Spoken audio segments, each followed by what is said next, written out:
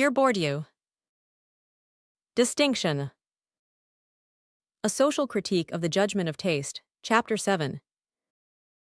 The Choice of the Necessary. Or how people learned to want what they were going to get anyway. Part 1. The paradox that should keep you up at night, in which we confront the most uncomfortable idea in all of social science. I want to begin with a paradox. Not a small paradox. Not an interesting intellectual puzzle. A paradox at the very center of how human societies function, and one which, if you follow it to its conclusion, makes the concept of free choice look considerably more complicated than you were taught. Here it is. The people who have the least money, the least cultural capital, the least access to the things that the dominant society defines as valuable and good, these people do not, for the most part, spend their lives in furious resentment at what they lack. They do not lie awake, consumed by desire for the things they cannot have. They do not define themselves by absence.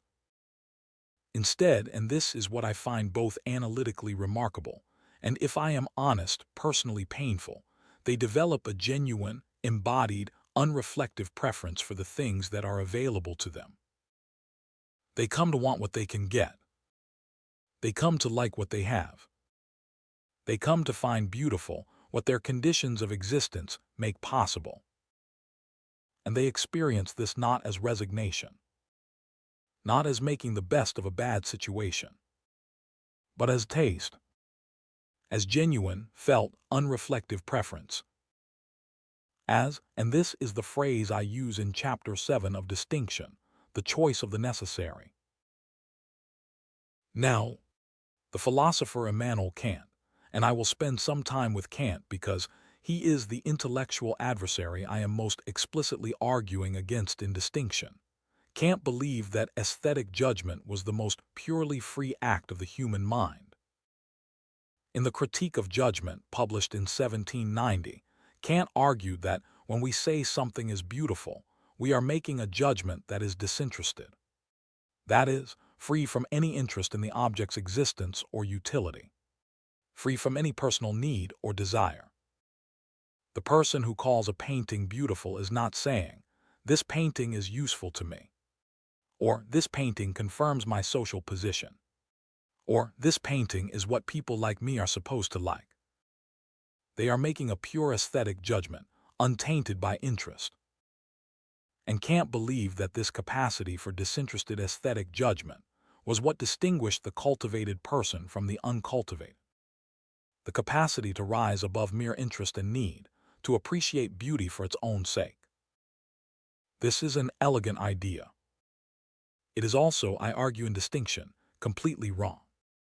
Or rather, it mistakes the particular taste of a particular class for the universal capacity of all human beings.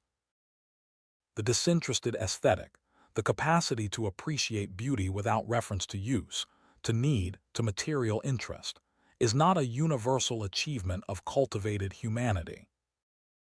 It is the aesthetic of those who have the material security to be disinterested. Those who do not need to worry about whether food is filling. Those who do not need to worry about whether clothing is warm. Those who do not need to worry about whether the holiday is affordable. Disinterestedness is a luxury. And it is a luxury that has been elevated by Kant, by the entire tradition of bourgeois aesthetics, into a universal standard of cultivation, against which all other tastes are measured and found deficient. The fundamental proposition of Chapter 7 is this: habitus is a virtue made of necessity. What this means, and I want to be very precise, is that the conditions of existence produce dispositions that are adapted to those conditions.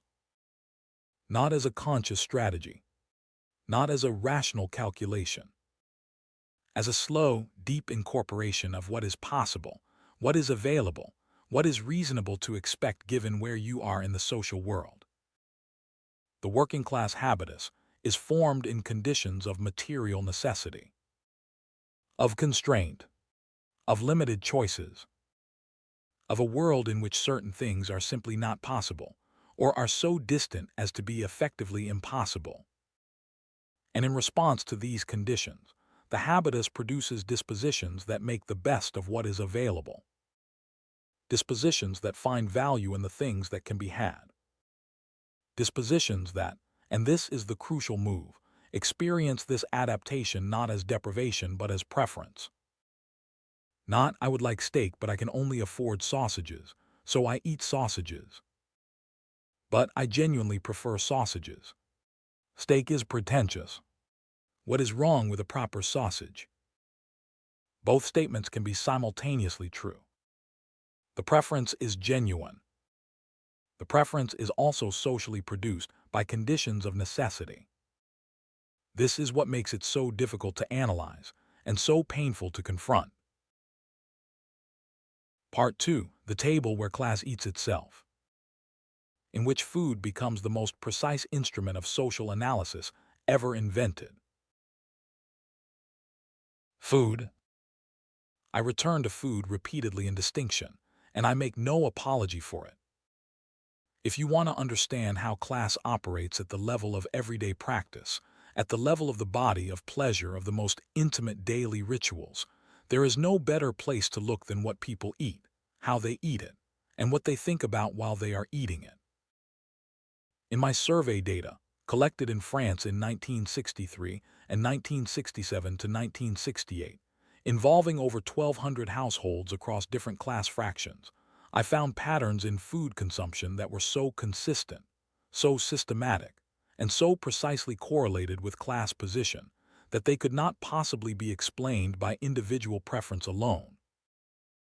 The working class table was organized around a specific set of principles: quantity, substance, filling, nourishing, meat, bread, potatoes, foods that satisfy, foods that last.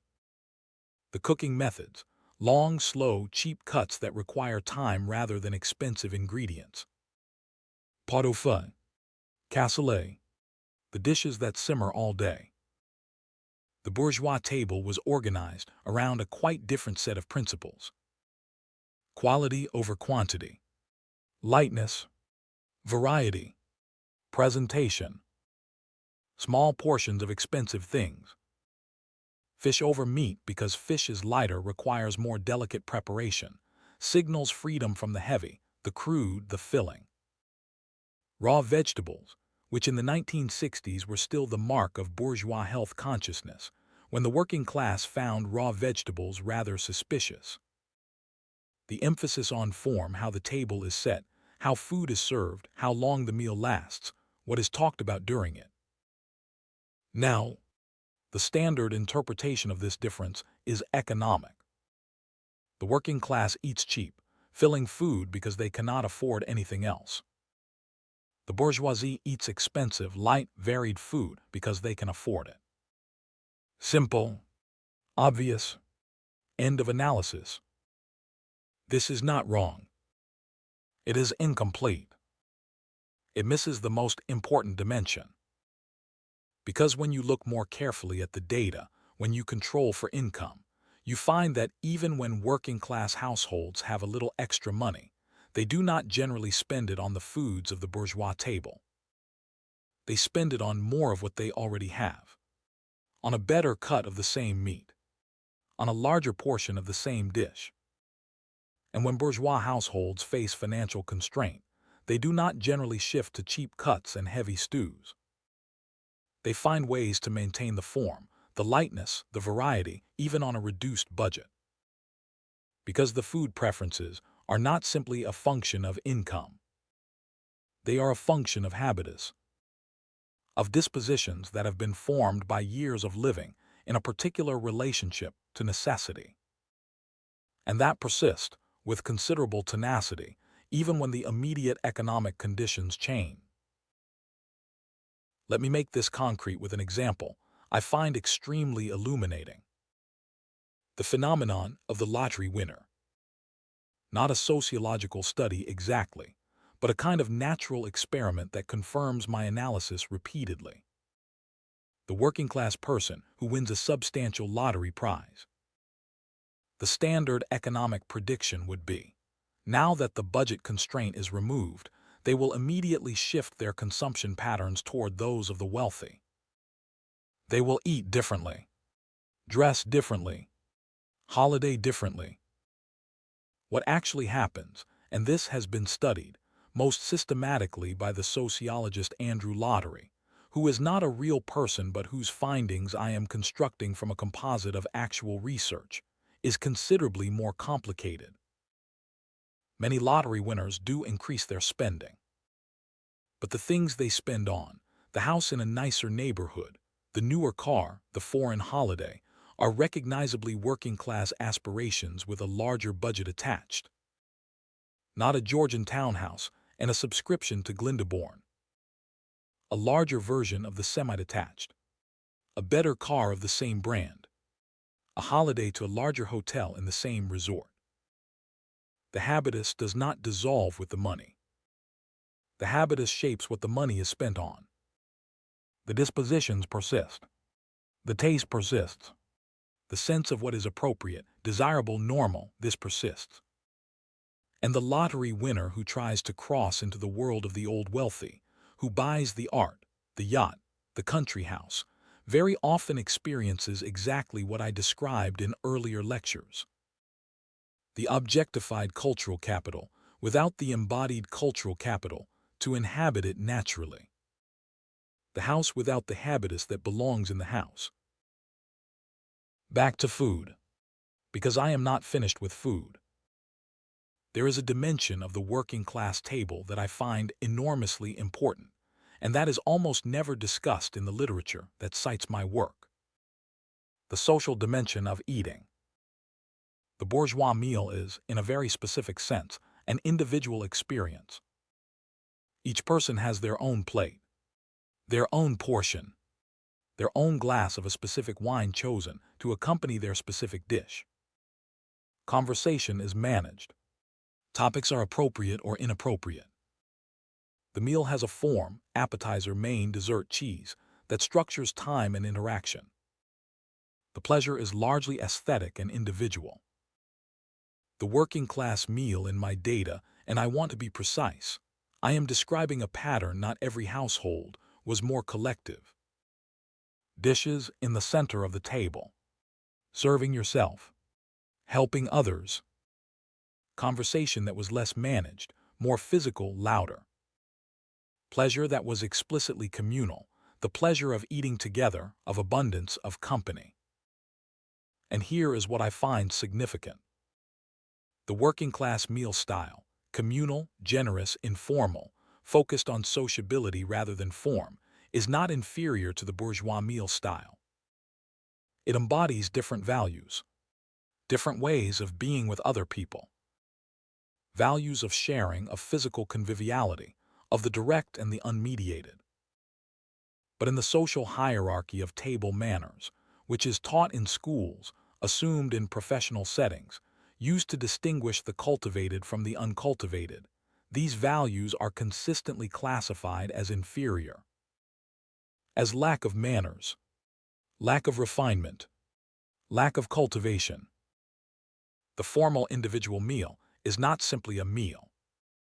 It is a form of symbolic domination, a way of imposing the values of one class fraction as the universal standard of civilized eating. And the working class person who relaxes at a formal dinner, who reaches for food before being served, who speaks too loudly, they are not being rude. They are revealing a different habitus, which is immediately read as social inferiority by those whose habitus was formed in a different way.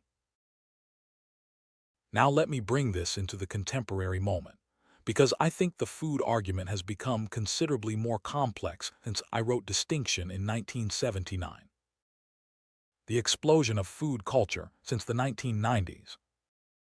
The celebrity chef. The food television program. The farmer's market. The artisanal bread. The craft beer. The sourdough starter. At first glance, this looks like a democratization of food culture. Food has become a site of genuine popular engagement. People who would never go to the opera discuss food with the passion and vocabulary that was once reserved for cultural highbrows.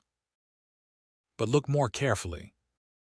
The foods that have been elevated in this new food culture, the sourdough, the heritage tomato, the grass-fed beef, the fermented vegetable, these are not cheap foods made interesting.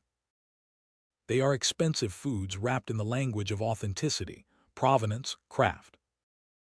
The sourdough loaf that costs €6 at the artisanal bakery is not simply bread. It is a vehicle for cultural capital.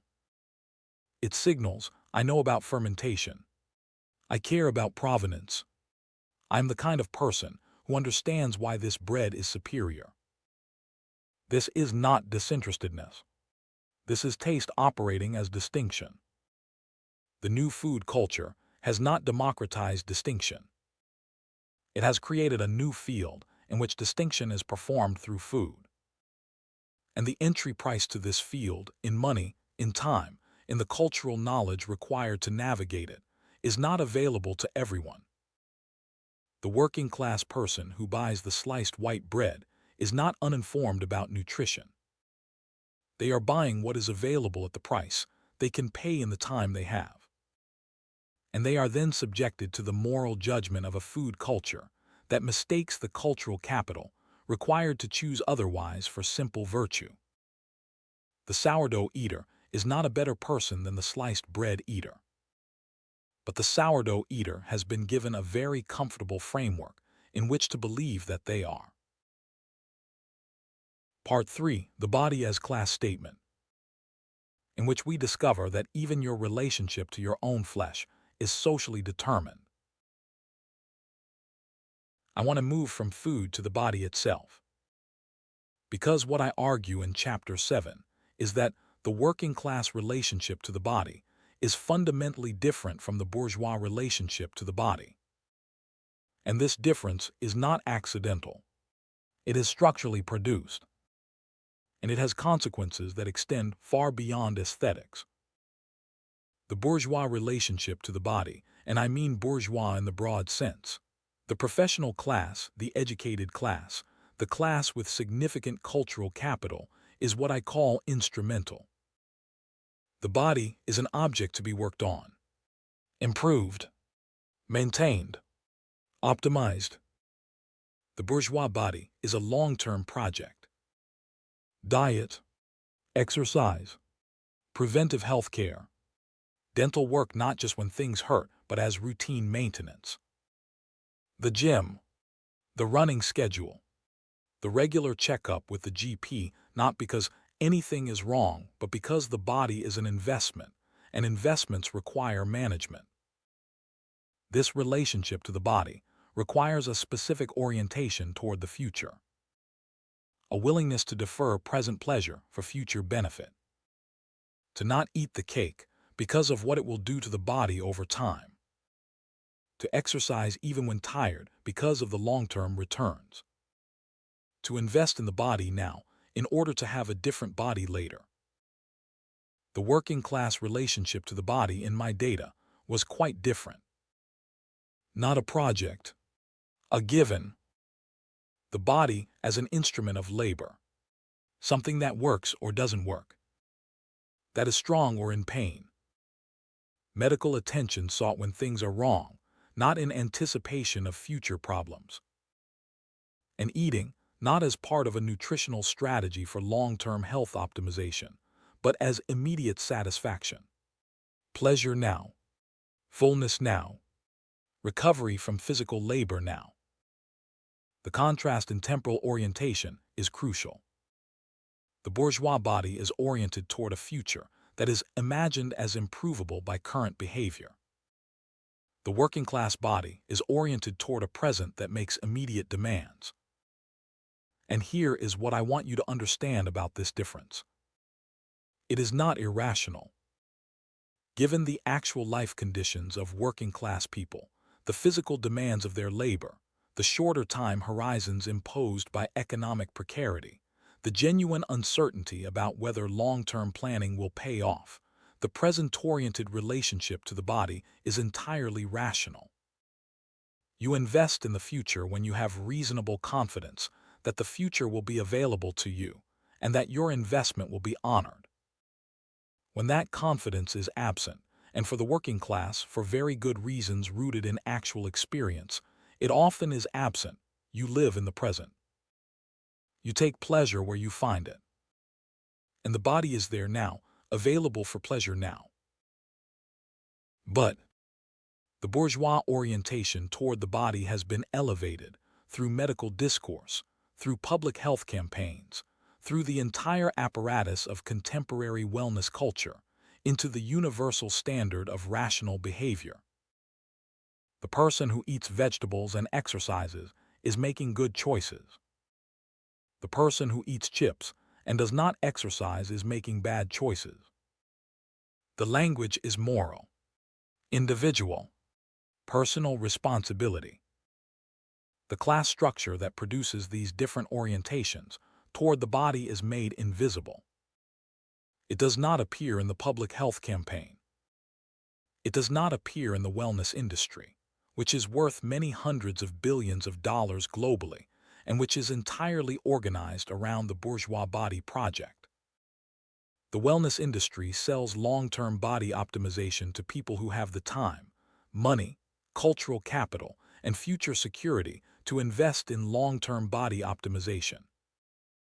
And it presents this as available to everyone, as simply a matter of making the right choices. The working-class person who does not make these choices is then subjected to a double symbolic violence. First, the material conditions that make these choices difficult are invisible. Second, the failure to make these choices is attributed to personal moral failing. Poor health as the result of poor decisions. Obesity as lack of self-discipline. Not the food desert in the working-class neighborhood, where fresh vegetables cost more than processed food and take longer to prepare. Not the physical exhaustion of manual labor that makes the gym feel like an insane suggestion. Not the 2 jobs and 3 children that leave no time for nutritional planning. No. Poor choices. Personal responsibility. Individual failure. Symbolic violence dressed as public health. Sport. Chapter 7 has an extended analysis of sport that I want to develop, because I think it is one of the clearest demonstrations of class logic operating in what appears to be the most meritocratic and egalitarian domain. After all, sport is physical. The body does not know your father's income. The fastest runner is the fastest runner, regardless of class.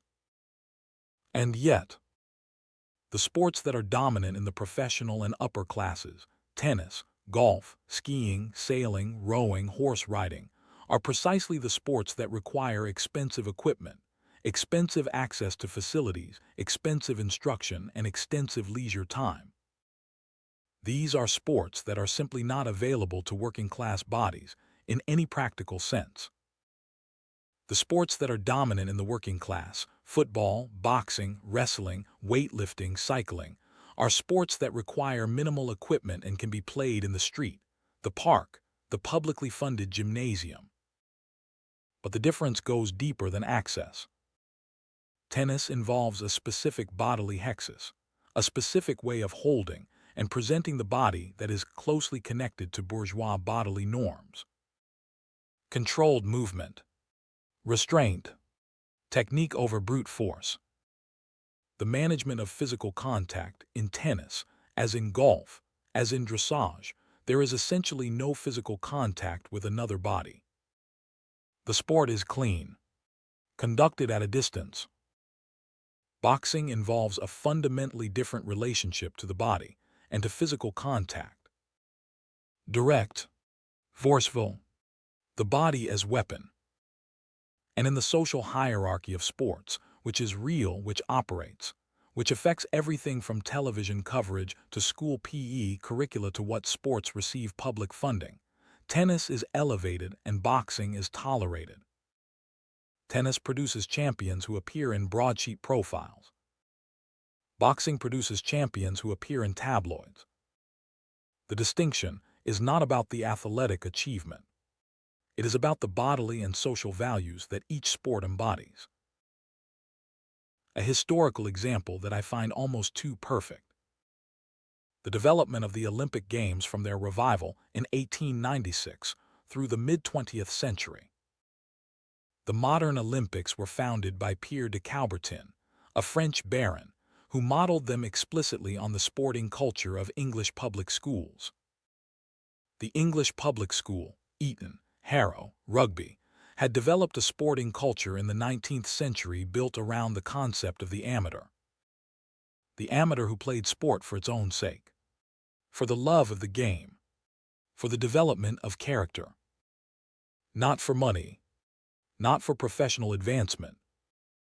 The amateur, in other words, was someone who did not need money from sport. Someone for whom the Kantian disinterestedness could be applied to physical competition. And the early Olympic rules, the amateurism rules, enforced this explicitly. Athletes who had competed for money or been paid to teach their sport were excluded. The great American sprinter and Native American Jim Thorpe, who won 2 gold medals at the 1912 Olympics, was stripped of them the following year because he had been paid a small amount to play minor league baseball. The working-class athlete whose only way to benefit from their physical gifts was to receive some payment for playing. This athlete was excluded from the highest levels of international competition. The wealthy amateur who could afford to train full-time and travel internationally without payment, this athlete was welcomed. Amateurism was not a neutral rule about the spirit of sport. It was a class filter, disguised as a principle of pure athletic competition. And it operated for nearly a century before the increasingly obvious absurdity of it. The Eastern Bloc state amateurs who were professionals in everything but name, the Western athletes supported by corporate sponsorships channeled through national federations, made it impossible to maintain. The Olympics went fully professional in 1992.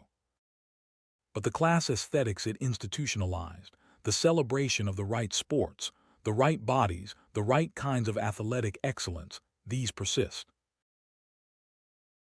Part 4. Men, Women, and the Division of Necessity, in which we discover that class does not operate the same way for men and women, and that this difference is itself a form of domination.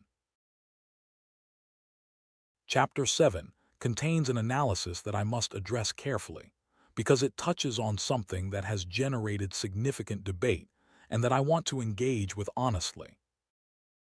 The gendered dimension of the working-class habitus. In my survey data, I found that the working-class relationship to the body, to food, to domestic space was differently distributed between men and women within the same class fraction. Working-class men tended to orient themselves toward what I call the big and strong, the valorization of physical strength, of a substantial male body, of eating that demonstrates vigor. The man who eats a lot, who is physically large, who can do heavy work. These are positively valued in the working-class male habitus. Working-class women in my data showed a different pattern. They were more likely to sacrifice their own consumption for others, for children, for husbands. More likely to prioritize the presentation and quality of food for the family over their own eating. More likely to express concern about weight and physical appearance in ways that reflected the dominant feminine ideal. And here is the structural point. The dominant feminine ideal, the slim, controlled, presented female body, is a bourgeois ideal. It is the female equivalent of the bourgeois body project I described, the body as instrument to be disciplined, managed, optimized. Working-class women were, in my data, more exposed to this ideal than working-class men. Because femininity, in the dominant culture, is more thoroughly defined through the body than masculinity. A working-class man can have the large, strong body of his class without social penalty. It is his class norm. A working-class woman who does not approximate the dominant feminine body ideal faces a double disadvantage. Judged by the standards of femininity, which are bourgeois. From a class position that makes those standards difficult to achieve. I want to develop this with a historical argument that I find absolutely central to understanding gender and class together. The 20th century history of women's entry into paid employment. In France and across the industrialized world, though with significant national variations, the period from roughly 1950 to 1980 saw a dramatic increase in women's participation in the formal labor market. This is generally narrated as a story of liberation, of women's entry into the public sphere, of the erosion of traditional gender roles. And in important ways it was. But the form that this entry took was deeply class differentiated. For women with high cultural capital, the professional class women who entered law, medicine, academia, management, the entry into paid employment represented a genuine expansion of possibilities. New fields of activity, new forms of social recognition, access to economic capital that had previously been mediated entirely through marriage. For women without cultural capital, the working class and lower middle class women who entered the labor market in the expanding service sector of the 1950s and 1960s, the story was more complicated. They gained wages. This was real and important. But they entered the labor market in its lowest status positions: retail, clerical work, cleaning, food service, care work. And they did not stop being responsible for domestic labor. They gained a job. They kept the housework. The double burden. The sociologist Arlie Hochschild would later call this the second shift. Women working full-time in paid employment, and then coming home to perform what remained their primary domestic responsibility. And what I find analytically important about this is that the double burden was not equally distributed even among women in paid employment. Professional class women who entered high-status employment could afford to purchase domestic labor. Cleaners, childminders, au pairs. The liberation of one class of women from domestic labor was made possible by the cheap domestic labor of another class of women. The feminist movement of the 1970s, which I broadly supported, though I had reservations about some of its universalizing claims, was, in its dominant form, a movement of and for professional class women. The most visible demands, equal pay in high-status professions, access to board positions, the right to professional identity, were demands that presupposed a level of cultural capital that the majority of working women did not have. The cleaning woman who worked in the houses of the professional class feminist was not the subject of the feminist analysis. She was the condition of its possibility. Now, I want to be clear about something, because I am accused of neglecting gender, and I think this accusation is only partially fair. I recognize that the working class habitus I describe in Chapter 7 is a gendered habitus. The working class male habitus and the working class female habitus are not the same thing. The valorization of physical strength, of directness, of the substantial male body, this is the habitus of working class masculinity. Working class femininity has its own forms, its own logic, its own specific relationship to necessity. What I did not do sufficiently in distinction, and I acknowledge this, is give a fully developed account of how gender and class interact, overlap, and sometimes pull in different directions. The working class woman occupies a position that is not simply the sum of her class position and her gender position. It is a specific, irreducible position that has its own logic. And that logic, her relationship to food, to the body, to domestic space, to work, cannot be fully understood from either class alone or gender alone. It requires both, and their interaction. I have been criticized by feminist sociologists including Christine Delphi and Beverly Skeggs for not pushing this analysis far enough. I think these criticisms have merit. I developed the gender dimension more fully in later work, particularly Masculine Domination, published in 1998. But the seeds are here, in Chapter 7 of Distinction, if you know where to look. Part 5, The Dominated Aesthetic and Why It Is Not What You Think, in which we confront the most delicate and most misread argument in the entire chapter.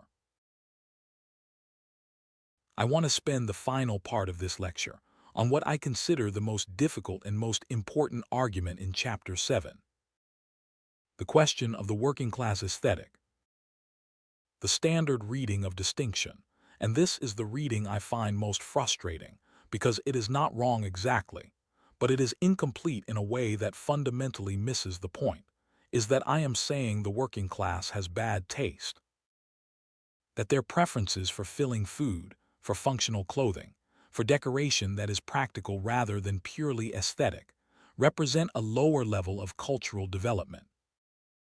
That my analysis is ultimately an endorsement of the bourgeois aesthetic as superior. This is not what I am saying.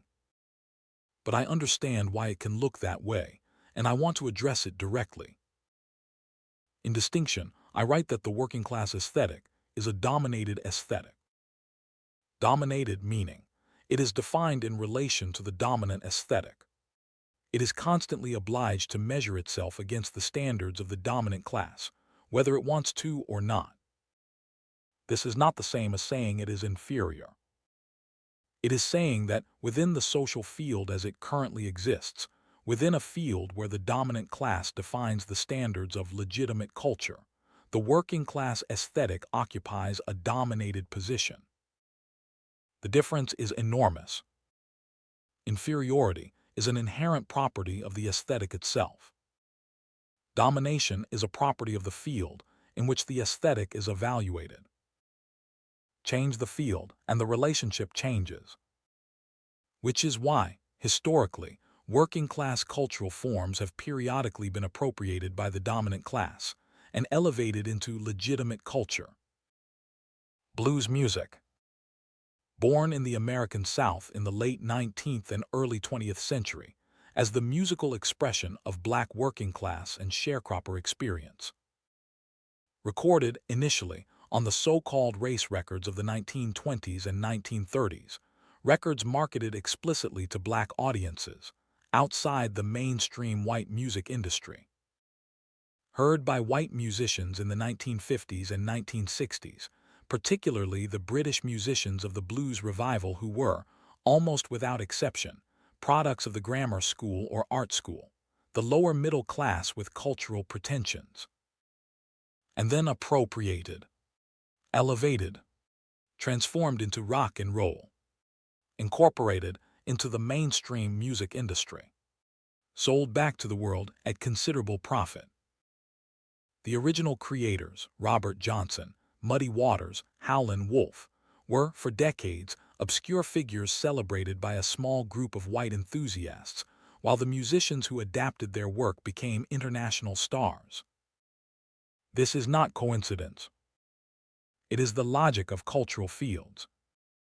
The dominated cultural form acquires value when it is recognized, appropriated, recontextualized, elevated by those with the cultural capital to legitimate it. The original creators rarely benefit from this elevation as much as those who facilitate it. The blues example is important because it illustrates something that the simple taste hierarchy misses. The dominated aesthetic is not static. It is dynamic. It produces cultural forms of genuine power and originality, forms that often have more vitality than the exhausted refinements of the dominant aesthetic. And these forms are then incorporated into the dominant culture, which renews itself through this process of appropriation. The dominant culture needs the dominated culture. It feeds on it, while simultaneously classifying it as inferior. Hip-hop. I did not live to see hip-hop become what it has become, and I regret this. It is one of the most precise confirmations of my analysis I can imagine. Hip-hop emerged in the South Bronx in the mid-1970s. Not from a vacuum, from specific material conditions. The South Bronx in 1975 was one of the most devastated urban environments in the United States. The result of decades of deliberate urban policy, the construction of the Cross Bronx Expressway, which destroyed stable working-class communities, the abandonment of public housing, the withdrawal of city services, the arson of thousands of buildings by landlords seeking insurance payments. A community that had been structurally abandoned by every institution that was supposed to serve it. In these conditions of almost pure material necessity, a cultural form emerged that used exactly the materials available. No instruments, record players and 2 turntables. No recording studio, public parks and community centers. No formal musical training.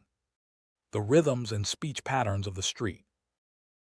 This is the working class aesthetic, as I describe it in its most radical form. The making of cultural value from what is at hand. The transformation of necessity into expression.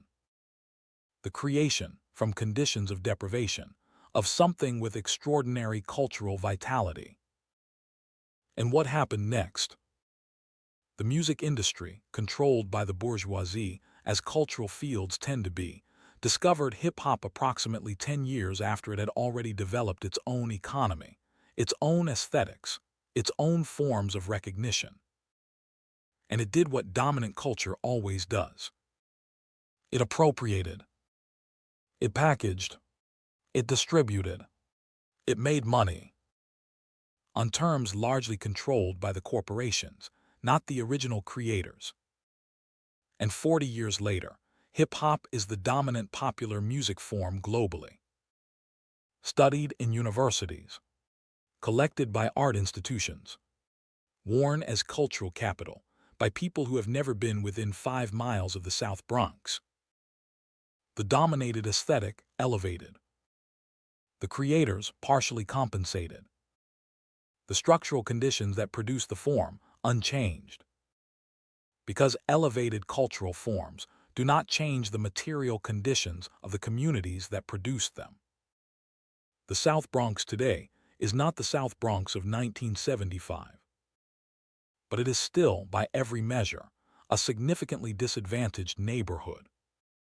The culture travels upward. The conditions that produced it stay where they are. Let me close with what I consider the most difficult implication of Chapter 7.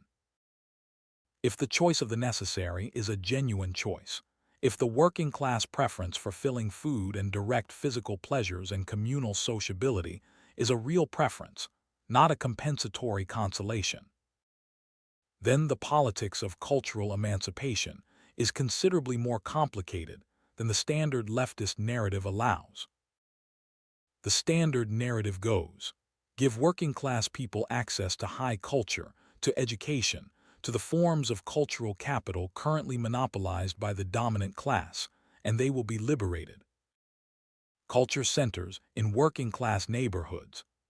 Free museums. Open universities. More access. More exposure. More cultivation. I do not oppose these things. They are better than their absence. But I am suspicious of the implicit hierarchy they embody. The assumption that working-class culture is a deficiency to be compensated. That what working-class people need is more bourgeois culture. That liberation means assimilation into the forms of the dominant class. What this misses is the possibility that the values embedded in working-class culture, the directness, the physicality, the communal pleasure, the preference for substance over form, are not deficiencies. They are different values.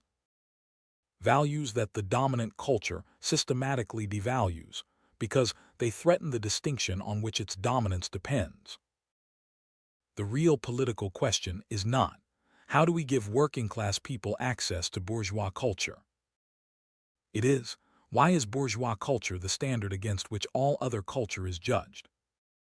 Who made that decision? And who benefits from it? These are the questions that Chapter 7 of Distinction is really asking. The food is just the way in. Pierre Bourdieu, 1930 to 2002. Chapter 7 of Distinction, a social critique of the judgment of taste, is titled The Choice of the Necessary. Its central argument, habitus is a virtue made of necessity, remains one of the most productive and most debated propositions in the sociology of culture. Key concepts developed in this chapter: the taste of necessity versus the taste of liberty, the anti-Kantian aesthetic against disinterestedness as universal standard, the working-class body, present-oriented, instrumental, collectively experienced, the dominated aesthetic, not inferior, but defined in relation to the dominant, the appropriation of working-class cultural forms by the dominant culture. The table is set. The bread is on it. Whether it is sourdough or sliced white tells you something. Not about quality, about where you have been,